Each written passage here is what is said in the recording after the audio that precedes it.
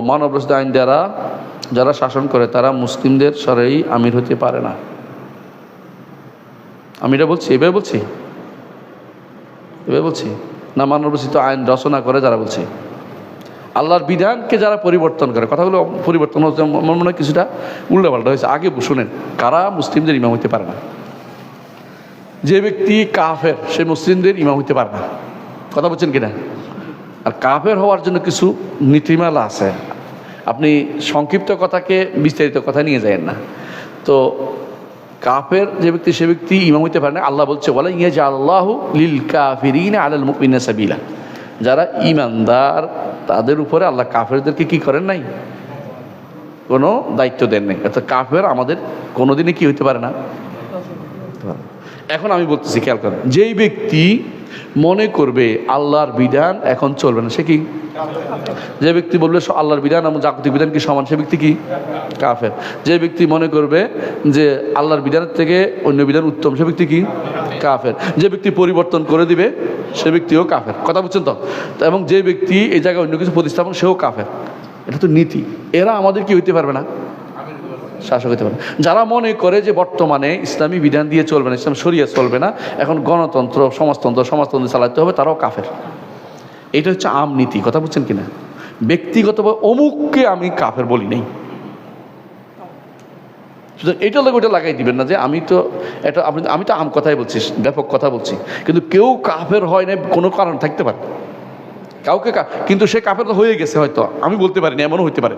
আবার আমি যখন কাফের বলতে হবে, ব্যক্তিগত নির্ধারিত করে কাউকে কাফের বলবো, তখন আমার কি দিতে হবে? ডকুমেন্টারি দিতে হবে যে কেন বলছে, এবং তাকে এটা দ্বিতীয় কাজ করতে হবে যে ডকুমেন্টে তার বাধা আছে কিনা দেখতে হবে।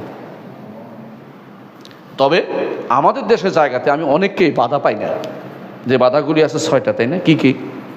না জানা, 2 নম্বর হচ্ছে ভুলে বলে ফেলছে, 3 নম্বর হচ্ছে জোর করে কেউ তারা করাইছে, 4 নম্বর হচ্ছে সে অন্ধ অনুসরণ করে করছে, 5 নম্বর হচ্ছে সে তাউইল করে করছে, মানে অপব্যাখ্যা করে করছে, 7 নম্বর অপারক, করতে পারে না বলে করছে।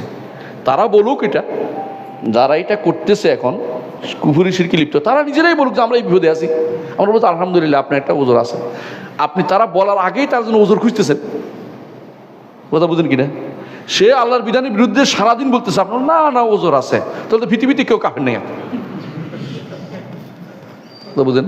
এই সিস্টেমটা আমরা নিশ্চিত। আমরা তারা বলুক তাদের ওজোর আছে, আমরা নিব। আপনি বলতেছেন কি জন্য?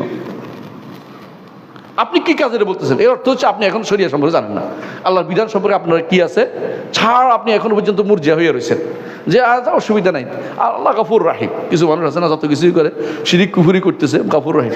সকালবেলা দেখছি ফজর নামাজের সময় একজনে কি করতেছে, ওই ফালাক নাস এখলাস পরে সারা শরীর ফু দিয়ে একদম বলছে। তো আমি এটা গেলাম যে শোনেন, এটা হলো রাতের শোয়ার সময়ের সুন্নত, এটা সারাদিনের সুন্নত না, কথা বুঝছেন? যখন ইচ্ছা যে সুন্নত না, এটা বলছে আমি এটা করে অভ্যাস হয়ে গেছি, যে সে শোনার জন্য বলছে, এটা মানে করবে সেইটা অর্থ বুঝছেন তো? তাই বললাম আচ্ছা আপনি কি সুবহানাল্লাহ আলহামদুলিল্লাহ পড়ছেন 33 বার 35 বার পড়ছেন, একবার না, তাহলে অভ্যাস করলে হয়ে যাবো। তো এটা হইব কি জন্য? কেউ যদি বলে আমি 35 বার পড়ে অভ্যাস হয়ে গেছে, তাহলে 35 বার পড়তে পারবে না, 33 বার পড়তে পারবে, শুনুন না এটা। তো আপনি ফালাক নাস এখলাস পড়বেন, ঠিক আছে, ভালো কথা, এটা হাদিস প্রমাণিত। এটা দিয়ে পড়ে হাত গা মুছাবেন, এটা কি আপনার সারাদিনের সুন্নত? এটা কখনকার রাতের শোয়ার সময় সুন্নত এটা। তো এটা আপনি দিনের বেলা করতেছেন কি জন্য? সালাতের পর করতেছেন কি জন্য? এটা বেদাত করতেছেন। একজনের মাথার মধ্যে হাত তুলেছেন, মাথায় হাত তুলেন কেন? দোয়া পড়ে। কি দোয়া পড়ে?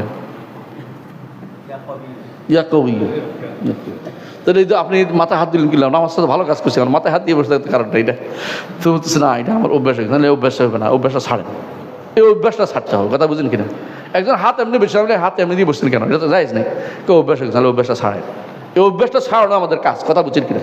এবং আপনি বলেন যে না থাক অভ্যাস হয়ে গেছে, তো আপনি কোনোদিন সুন্নত কাজ দাওয়া দিতে পারবেন না কাউকে, তারা কোনোদিনের সুন্নতের দাওয়া দিতে পারবে না, কথা বুঝেন না? এরা বলুক যে আমার সমস্যাটা কি, যারা আল্লাহর বিধানের বিরুদ্ধে চলতেছে বিভিন্ন রকমের তন্ত্রমন্ত্র আইনে দেশ চালাচ্ছে। ওরা নিজেরাই বলুক আমাদের এই সমস্যা আছে, আমরা মেনে নেব বাবরের সমস্যা আছে, কারণ আল্লাহর উপর ছেড়ে দিব চাষা নাকিলু সারা এরহম আল্লাহ। তাদের গোপন কথা, ইসলামের কথাই এটা যে সারায়ের গোপন কথা আল্লাহর উপর ছেড়ে দিব। প্রকাশ্যে আমাকে বলছে যে আমার ওজোর আছে, আমার এই সমস্যা মেনে নিব, কিন্তু প্রকাশ্যে বলতেছে আমরা শরিয়া মানি না, তারপর আপনি বলেন যে তার ওজোর আছে। আপনি কত বড় জালেম! আপনি জুলুম কার উপর করছেন? আল্লাহ শরীয়তের উপর জুলুম করতেছেন, আল্লাহর বিধানের বিরুদ্ধে জুলুম করতেছেন। আপনার দ্বারা ইসলামের কোনো উপকার কোনদিন হবে? আপনি নিজেও চলেন না, আরেকজনে চলতে দেন নাই, এটা তো করতে পারেন না। কিন্তু আমরা কাউকে নির্ধারণ করে তাকফির করি নাই, কথা বুঝছেন তো? আমরা এমনিই বলছি কেউ যদি কাফের হয়, আল্লাহ শরীয়তের বিরুদ্ধে হয়, এটা হলো ব্যাপক কথা। সে আমাদের আমির না, সে আমাদের শাসক না, সে আমাদের বায়াত পেতে পারে না, কথা বুঝছেন কিনা? এটা সত্য কথা, বায়াত পাবে না সে, বায়াত ছায়ও না পায়ও না। ওরা ছায়ও না, কারণ বিশ্বাসী না বায়াতে। ওরা বায়াতে বিশ্বাসী নাকি? ওরা গণতন্ত্রে বিশ্বাসী। ছিল গাছ জোরে মাইট ইজ রাইট, ওদের জোজার মূল লুকতা। আল্লাহ মাফ করুক। আসসালামু আলাইকুম রহমতুল্লাহ বারাকাতুহু। وقل جاء الحق وزهق الباطل